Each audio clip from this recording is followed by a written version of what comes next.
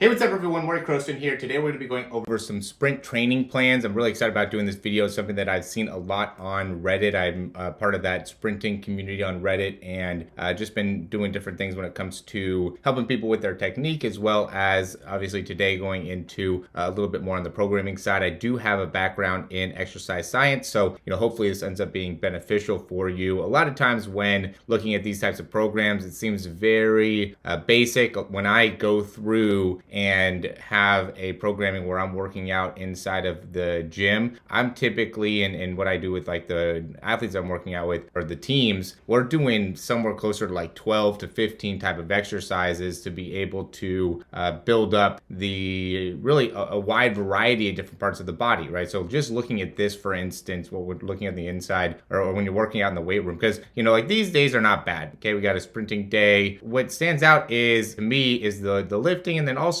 with the sprinting. I mean, where is it that we want to be able to get to by doing 30-yard sprints? I mean, it's good. I like to either go shorter distance, right, 10 to 20 yards, and really try to be able to maximize your top speed, or you can go into a little bit longer distance, closer to like 60 yards, to be able to really build that top speed and just being able to work on maintaining top speed at a high level. So, 30 yards is good. I wouldn't say it's not great. I would definitely do a lot more drills associated with this. I mean, I'm somebody that's obviously much more on the side of how can we get the most out of the time, how can we get the most out of the workout. To me, this is just something that is not going to really get you to a really high level, right? I talked to Trayvon Bromell. I don't know if you guys saw that interview, and one of the things that I thought was crazy, even to me, was that he's like, look, I work out 6 hours a day, right? Monday through Friday, 6 hours, 9 a.m. to 3 p.m. Like, that's a lot of time. And this is just not even coming close, right? So obviously, different people have different goals, so that doesn't necessarily mean that this is something that's wrong, right? Like, you might not have the goals of being able to really compete at that same type of level, but if you do, then this is certainly not going to be the way to be able to get there. All right, here's another one here. So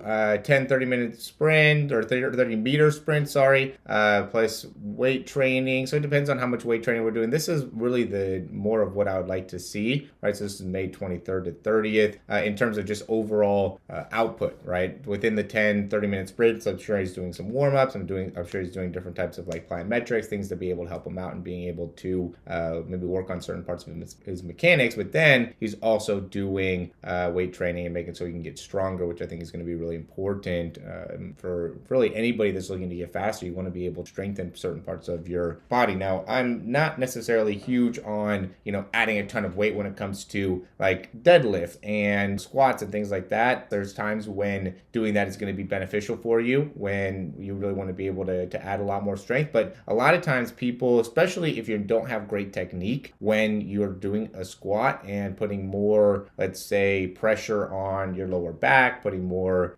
pressure on maybe the front part of your body, because as you're going down during a squat, you really want to be able to make sure you're sitting back and kind of loading into more of the middle to back part of your legs. And the reason is because that is what properly loads the back part of your hips, right? And there's a lot of people that have talked about how training like that and working out like that is not necessarily something that's going to transfer over for athletes, especially athletes that are working in trying to do a lot of lateral movement. And there's definitely a lot of truth to that, right? There's especially if you're having a hard time getting into that position. So where the squat ends up being good is it could give you an understanding of like, where are you when it comes to your ability to actually load into the right muscles. If you're having a hard time with like the ankles or the hips or the spine, being able to get in a good position within your lower body, that's going to really make a big impact on your ability to generate a lot of force within your hip extensors, which is important, right? So when you're doing those type of exercises, point being, let's make sure that you're doing them correctly in order to make sure that it's going to transfer over to the results I think you're looking to get. I like this, maybe 200, that's kind of a lot with that. And I don't think you necessarily need to do,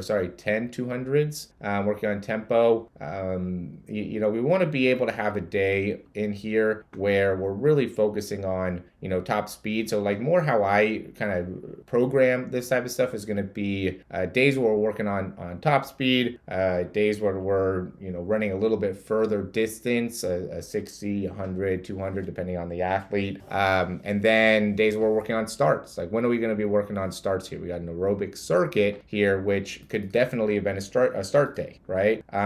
So just depending on where you're at in terms of your development, and where you want to compete, how high level you want to be. If you're a 200-meter guy, let's say, you need to have some days where you're working on start, you're working on drive phase, right? And just understanding, getting the timing through that. There's a lot of people that lose the ability to get to their top speed because, in my opinion, they're not working enough on their start and their ability to accelerate, right? The more you can kind of work on your ability to accelerate, the better that's going to transfer over into your performance on, the track, the field, whatever.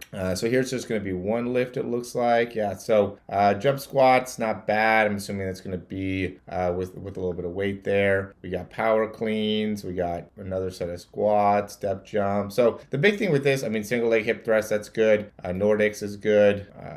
Banded hip flexors, I think all those things end up being good there. We just want to make sure that we are not doing things that are only two legs, right? Let's make sure we're adding single leg stuff in there. On this, we need more work here, right? More workload. This is all stuff that's also just going to be, when it comes to just track stuff, I think this is good, right? Monday, Tuesday, Wednesday, this is good. Starting off in the morning. Everything is on the track though. We'd like to be able to see if you don't have access to a weight room, okay, or some type of gym or something like that, somewhere you can add weight to stuff, do plyos, right? If you have access to a track like this, you have plyos, you probably have access to bleachers. You could do different plyos with bleachers. There's probably benches on the field or close to the field, or you don't even have to go to the track. You could just do plyos wherever, at a park, things like that. There's things that you could do there. If you don't have access to a weight room, you should be doing plyos at least 2 to 3 times a week. I like the block starts. He's got plenty of work that he's doing from a running perspective. It just needs to be more plyometric going on here. Okay, so here, I like this, right? Max velocity. I don't know exactly what he's doing with the weights. Okay, this looks like it's a little bit simple in how the design of it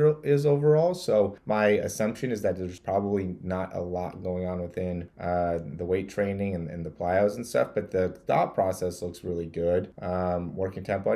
People work tempo a lot, it seems like. Instead of working tempo, I'd say work your acceleration, right? I just talked about that. Like, don't need to work as much on tempo or quote unquote, what it is you're doing at top speed. I see people all the time that have pretty good mechanics when it comes to their top speed. It's just how well can you get to your top speed? So just work on like building up to your top speed and do that instead of tempo, right? I think that would be better for you than tempo. Resisted acceleration, I think, is good. Horizontal plyos are good. Maybe even do just like block starts. Whenever I do anything resisted when it comes to acceleration, I always add in something that is going to, or I always couple that with something where you're going to be able to actually get that result. So like, let's say you're going to do a resisted acceleration, 10 yards, 15 yards, whatever. I add in a few starts without any resistance to make it so then we could actually get that response, right? So you want to be able to work your acceleration on one end, and then we also want to actually see the result or be able to actually get the transfer over whatever it ends up being that you're working on within your acceleration in your change in your start. Okay, so you don't just want to work on accelerating for accelerating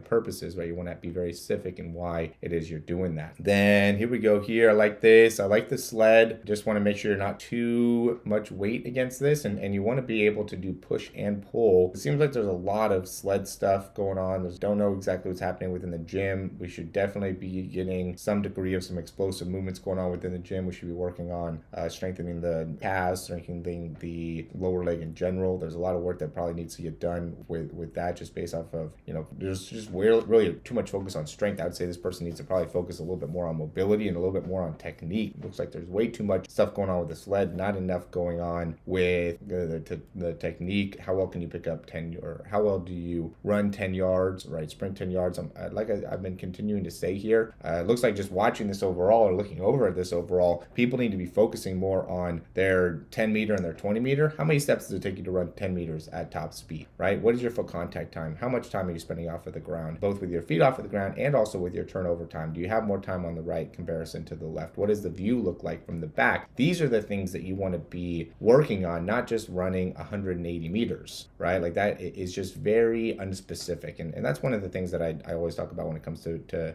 coaching athletes is I think it helps when we can be specific with what it is you need to work on, okay? I've worked with a ton of people that have gotten a lot faster because they've done a lot of stuff when it comes to sprinting and gym workouts and things like that, but have not really focused on technique. And I know my whole channel's around people that are trying to learn more about the technique, but the reality situation is you guys are still really not looking at technique. You guys are just continuing to do a lot of these same type of workouts and not working on technique. So I would put more of a focus on that. What are you doing on your 10 yards? How many steps does it get you to 10 meters or 20 meters? How are you landing? What's your foot contact time? How much time are you spending off the ground? I have a ton of videos to help you out with that as well. Work more on your technique. Don't spend so much time doing these types of things. Looking at these videos, that's the big takeaway, right? Take that away, apply it to your current programming, and I'd love to hear what your results are. Thanks for watching. Let me know if you guys have any questions after watching me do this, if there's anything specific that you're wondering about when it comes to programming with sprinting and how you can get faster, what are the different type of exercises to really be able to help you out here. So as always, guys, thanks for watching. Like, subscribe, and we'll talk to you soon.